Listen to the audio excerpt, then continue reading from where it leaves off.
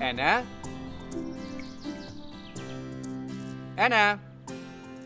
Ja, hvad er der? Her er din madpakke. Tak, far. Du skal også huske din astmaspray. Hvorfor er det egentlig, jeg altid skal have den med, når de andre i klassen ikke skal?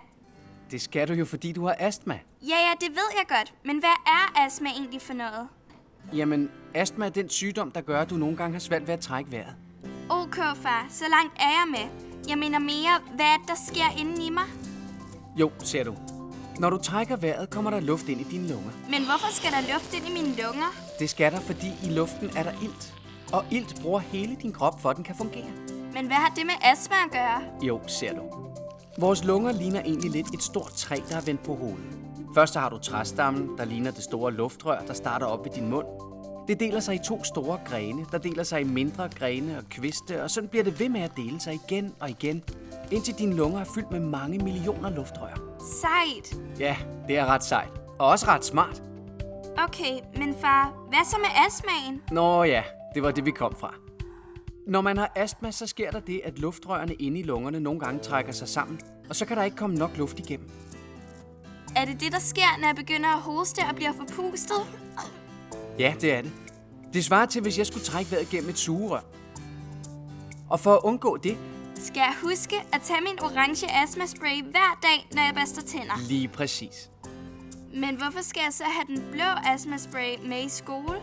Det er fordi, når I er idræt, så skal din krop bruge endnu mere ilt. Og så kan dine luftrør godt finde på at trække sig sammen. Det er det, der sker, når der kommer en pipende eller væsende lyd, når du trækker vejret. Specielt når du ånder ud.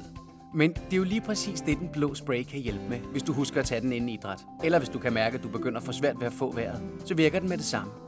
Der er også nogle gange, hvis det er koldt udenfor, eller hvis du er forkølet, så kan du få brug for den blå spray. Og hvis det første sug ikke virker, så er det helt okay, at du tager et ekstra. Far, du er jo ikke specielt god til at løbe hurtigt. Og du bliver også altid forpustet. Burde du så ikke tage noget af min medicin? Det er helt rigtigt, at jeg nogle gange mister pusten på grund af min ikke helt gode kondi. Og at du nogle gange gør det på grund af, at du har astma.